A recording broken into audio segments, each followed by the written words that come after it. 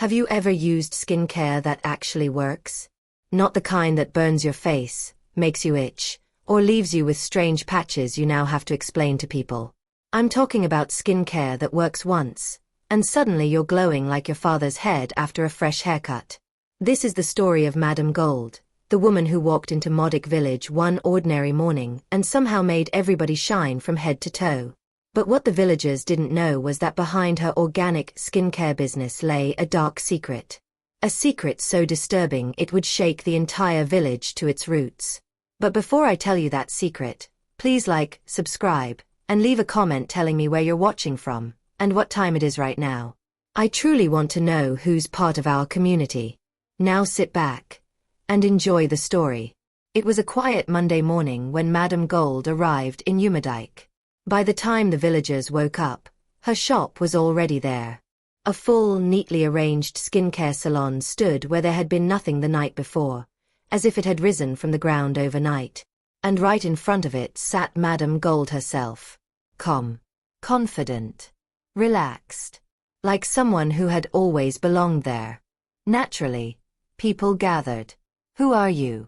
What kind of shop is this? What exactly are you selling? Madame Gold smiled and introduced herself. She said she was recently divorced, with no family left. Her husband had taken everything, her house, her money, her dignity. All she wanted now was to start again and make ends meet. The villagers felt sympathy, but they were still skeptical. After all, in Umerdijk, skincare meant washing your face with stream water and moving on with your day. Creams, treatments, facials, those things sounded unnecessary, even suspicious. But Madame Gold assured them. My products are completely organic, she said calmly. Fruits, vegetables, botanical powders, nothing harmful. The crowd murmured, until a mocker stepped forward. A mocker was a young woman who had battled pimples and rashes since childhood. Her mother had tried everything: pills, herbal mixtures, prayers, fasting. They had even traveled all the way to Lagos once to see a professional doctor. But the treatment was far too expensive. So a mocker became the first. She sat in Madame Gold's chair as the villagers watched closely. Madame Gold worked with skilled, gentle hands, applying her products carefully. When she finished, she handed a mocker a cup. The special glow smoothie, she said. Skincare isn't just about what you put on your face. It starts with what you put inside your body. A mocker hesitated, just once, then drank it. It tasted like fruit. Fresh. Sweet.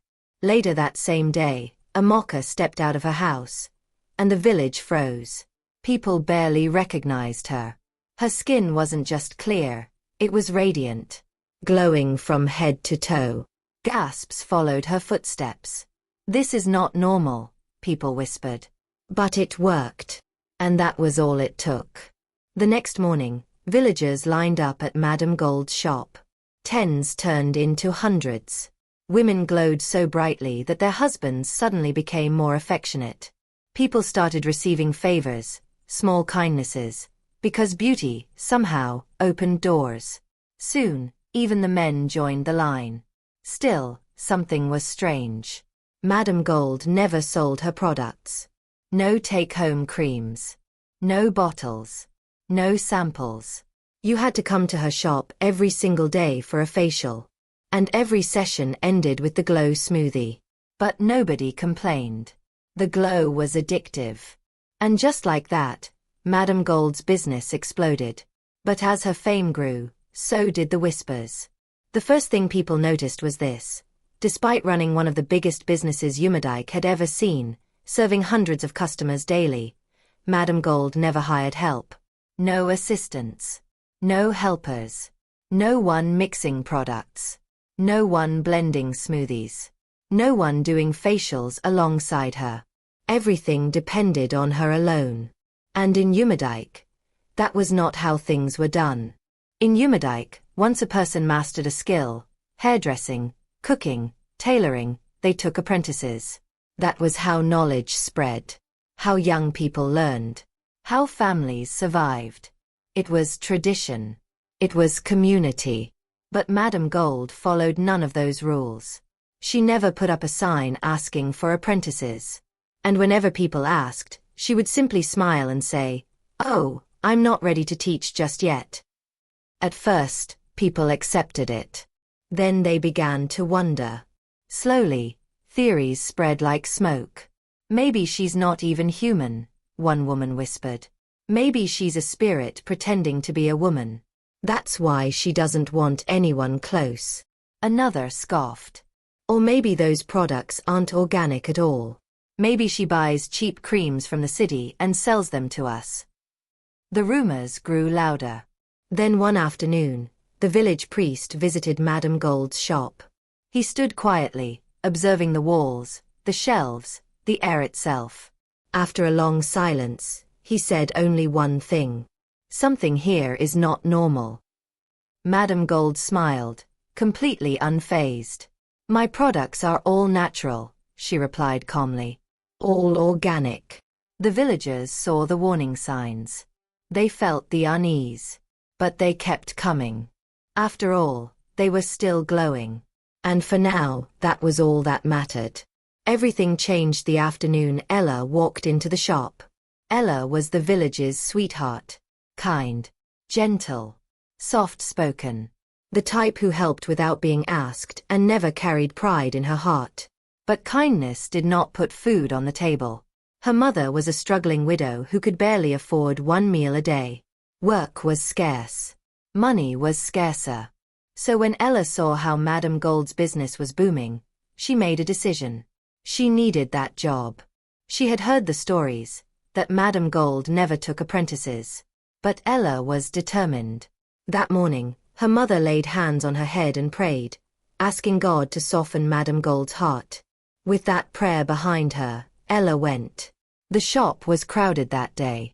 Madame Gold was in the middle of a facial treatment for the mechanic's wife when Ella entered. Without hesitation, Ella knelt. "Please accept me as your apprentice, Ma," she said softly.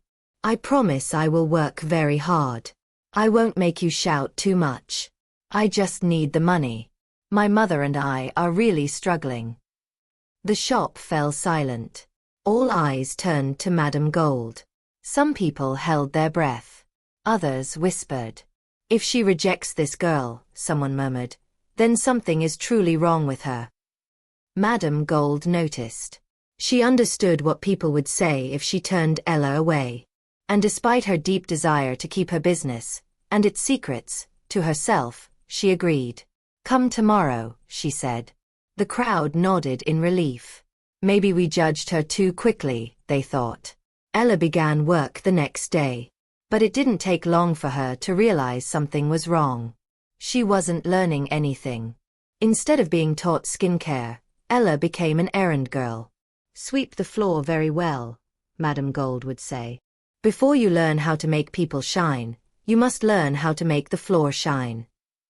Then, go and buy me Gary from Mama Chuck's. My belly must be full," Madame Gold would add. "Teaching is hard work." Ella would go. But once Madame Gold finished eating, no teaching followed. "Go to the market and buy ugu leaves. I want to cook soup tonight." More errands. No lessons. No mixing. No facials. No smoothie preparation. Ella was hurt, but she never complained. She watched. She listened. Then one morning, as Ella entered the shop, she felt something she couldn't explain. A heavy presence. A strange pressure in her chest. The air felt thick. Wrong. And then she saw it. A small stain of blood on the wall. Madame Gold's shop was always spotless. Always clean. So why was there blood? That was the moment Ella made her decision. She would uncover the truth. It was a Saturday evening. Most of the village was asleep when Ella quietly slipped out of her mother's hut. From a distance, she followed Madame Gold, careful not to be seen. She watched as Madame Gold walked into the forest. Not just any forest.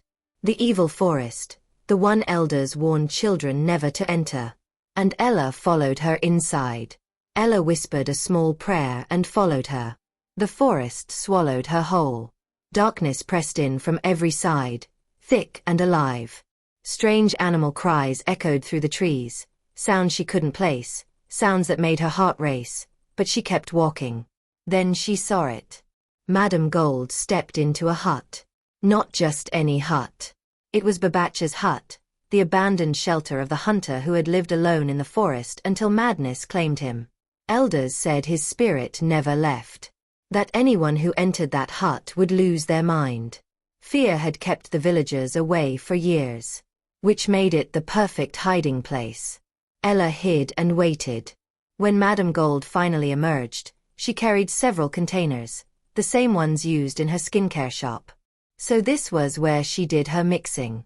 Once Madame Gold disappeared into the night, Ella gathered her courage and stepped inside the hut. The moment she crossed the threshold, the darkness hit her, heavier than before, suffocating, pressing against her chest like an invisible hand. And when she finally saw what was inside, Ella collapsed. The next day, Ella was nowhere to be found. Madame Gold smiled to herself. It finally worked, she thought. The pointless errands. The deliberate frustration. The silent cruelty. Surely it had chased the girl away. Good riddance. Business continued as usual. But something had changed. The harmless gossip and small complaints people once whispered began to darken. Customers started having strange nightmares. They dreamed their skin was burning, peeling away in layers.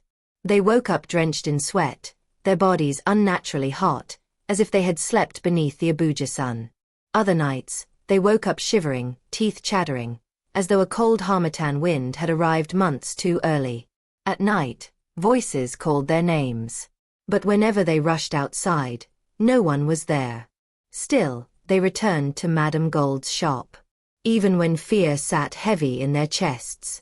Even when their instincts screamed at them to stop.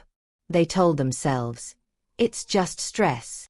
It was as if their feet moved on their own. One afternoon at the market, Madame Gold was buying rice when a woman who sold fruits, vegetables, and botanical powders stopped her. Madame Gold, the woman said cautiously, I beg, may I ask you something? When you first came to this village, you said your products were organic. But since that day, you have never bought anything from this market. No fruits. No vegetables. No powders. Nothing. So, where do your ingredients come from? The market went silent. Madame Gold slowly turned and smiled. But it was a smile that never reached her eyes. My ingredients come from where nobody can go. The woman gasped and quickly crossed herself. God forbid, she whispered.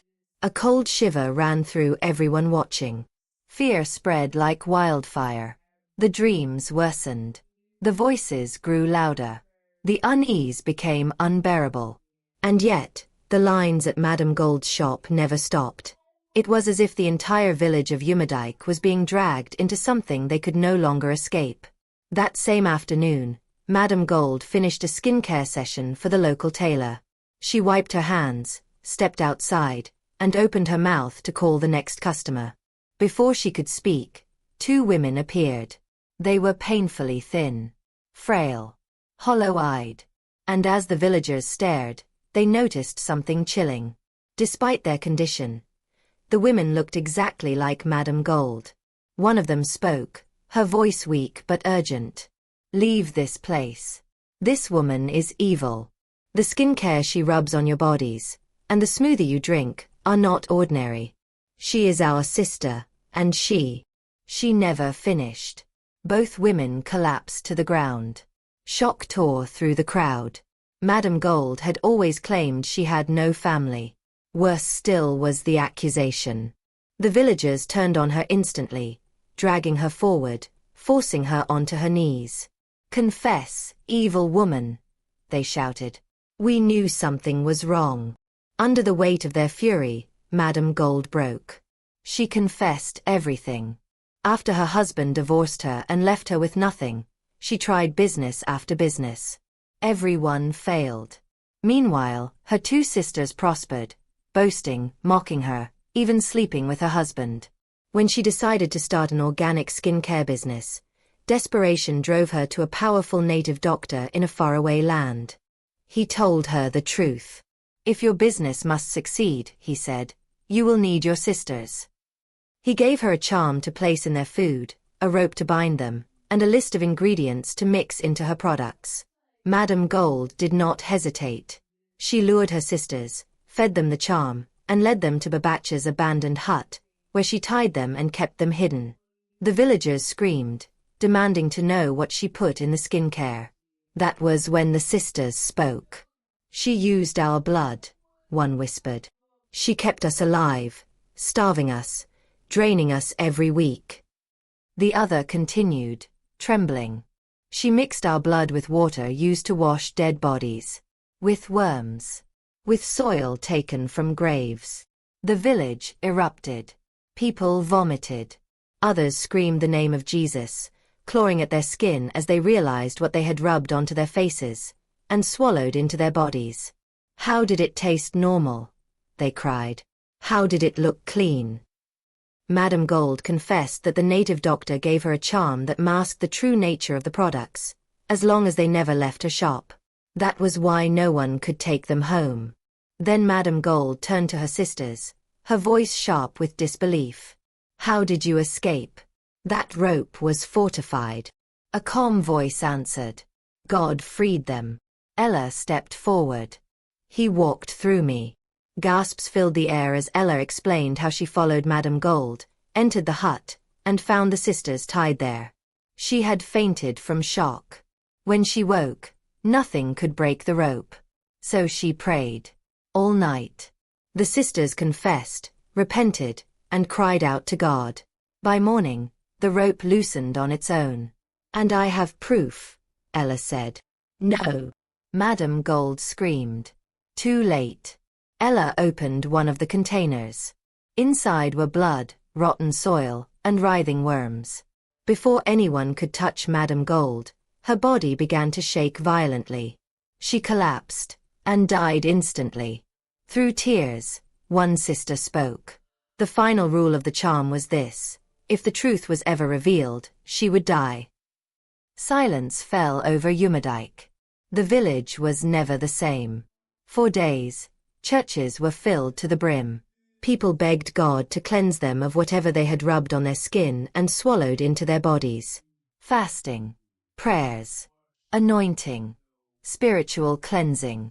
Anyone who had ever sat in Madame Gold's chair or drank her glow smoothie came forward.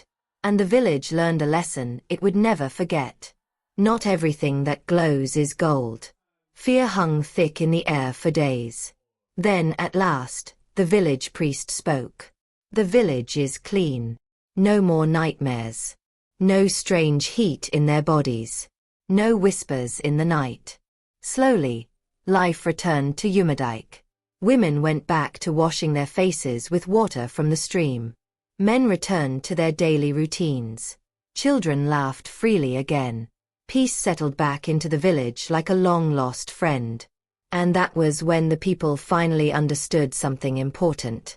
Before Madame Gold came, they had been just fine. Their skin did not shine like polished brass, but it was healthy.